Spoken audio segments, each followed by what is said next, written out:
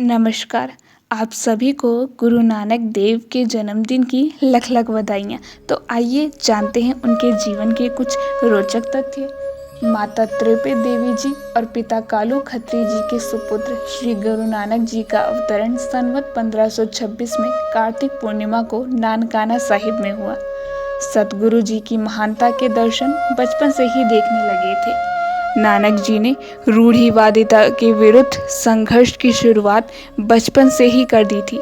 जब उन्हें 11 साल की उम्र में जनेऊ धारण करवाने का रीत का पालन किया जा रहा था, तब पंडित जी बालक नानक देव जी के गले में जनेऊ धारण करवाने लगे। तब उन्होंने उनका हाथ रोका और कहने लगे, पंडित जी, जनेऊ पहनने से हम लोगों का दूसरा जन्म होता है, जिसको आप आध्यात्मिक जीवन कहते हैं। तो जनेऊ भी किसी और किस्म का होना चाहिए जो आत्मा को बांध सके।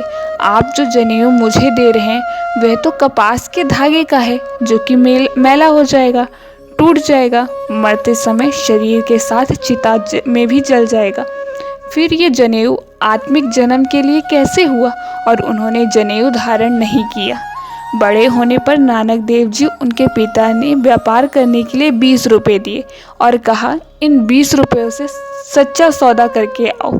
नानक देव जी सौदा करने निकले। रास्ते में उन्हें साधु संतों की मंडली मिली।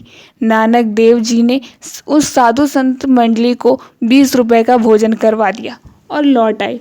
पिताजी ने पूछा, क्या सौदा करके आए? उन्होंने कहा, साधुओं को भोजन करवाया, यही तो सच्चा सौदा है ना।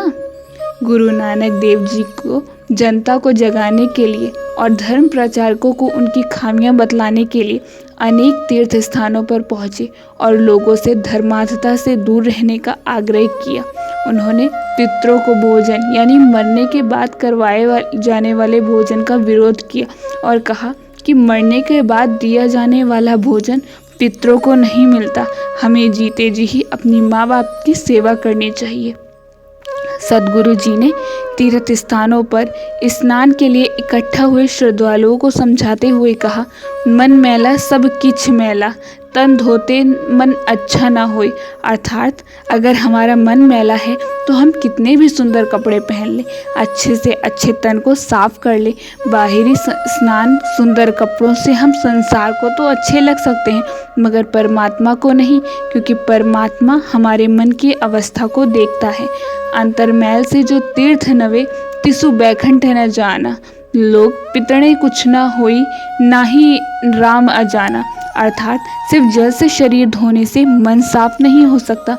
तीर्थ यात्रा की महानता चाहे कितनी भी क्यों ना बताई जाए, तीर्थ यात्रा सफल हुई या नहीं, इसका निर्णय वहीं जाकर नहीं होगा। इसके लिए हर एक मनुष्य को अपने अंदर झांक कर देखना होगा कि तीर्थ के जल से शरीर धोने के बाद में मन में निंदा, ईर्ष्या, धन लालसा, काम, क्रोध आदि कितने कम हुए हैं। एक बार कुछ लोगों ने नानक देव जी से पूछा, आप हमें ये बताइए कि आपके मत अनुसार हिंदू बड़ा है या मुसलमान? सतगुरु जी ने उत्तर दिया, अवल अल्लाह नूर उपाया, कुदरत के सब बंदे, एक नूर से सब जग उपजया, को भले को मंदे।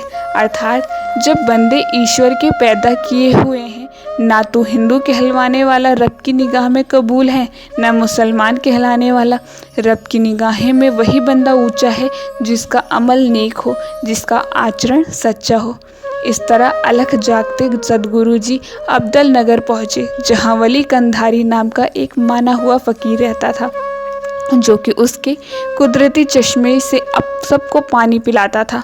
वही मर्दाना भी उसके पास पानी पीने पहुँचे, पर फकीर, जो कि सदगुरु की प्रसिद्धि को से जलता था, ने भाई मर्दाने को पानी पिलाने से मना कर दिया। भाई मर्दाने ने ये बात सदगुरु जी को बताई तो गुरु जी ने पास ही से एक पत्थर उठाया। निर्मल पावन जल वहीं से बह निकला और फकीर का चश्मा सूख गया। फकीर ने क्रोधित होकर पहाड़ी पर से एक पत्थर गुरुजी के सिर पर मारने के लिए लुढ़काया, पर आत्मिक शक्ति के बादशाह यानी कि सदगुरु जी ने उसे हाथों पर ही रोक लिया। बताया जाता है कि उस पत्थर पर पंजे का निशान बन गया, जो आज तक विद्यमान है। सदगुरु जी की शक्ति देखकर फकीर ने उनके चरण पकड़ लिए। तब गुरु जी ने उन्हें सत्य धर्म का उपदेश देकर ये वचन दिया कि तेरा भी दीवा सदा दहकता रहेगा। गुरु नानक देव जी का कहना था कि ईश्वर मनुष्य के हृदय में बसता है। अगर हृदय में निर्दयता है, नफरत है, पर निंदा है, क्रोध आदि विकार है, तो ऐसे मेले हृदय में परमात्मा बैठने के लिए तैयार नहीं हो सकता। सदगुरु जी ने लोगों को सदा ही नेक राह पर चलने की सजाइश दी है। उनका कहना था कि साधु संगत और गुरबाणी का आसरा लेना ही जिंदगी का ठीक रास्ता है। सबसे बड़ी करामत यही है कि परमात्मा का नाम हृदय में बसाया जाए। सतगुरु जी का कहना था कि जिस तरह लाखों मन लकड़ी को आग की एक चिंगारी स्वाहा कर देती है, उसी प्रकार परमात्मा का स्मरण जन्म जन्मांतर के किए पापों के संस्कार सदा के लिए मिटा देता है। इस तरह अलग जागते हुए गुरु जी गुरु अंगद देव जी को गुरु गद्दी देकर ज्योति ज्योत में समा गए। उन्होंने अपनी सुमधुर शरण वाली से जनमानस के हृदय को जीत लिया। लोगों को बेहद सरल भाषा में समझाया कि सभी इंसान एक दूसरे के भाई हैं, ईश्वर सबके पिता हैं, फिर एक ही पिता की संतान होने के बावजूद हम ऊंच नीच कैसे हो सकते हैं। और ऐसी रोचक जानकारी के लिए वीडियो को लाइक करें, चैनल को सब्सक्राइब करें और आप सभी को एक बार दोबारा गुरु नानक देव की जयंती की लख लख बधाइयाँ। धन्यवाद।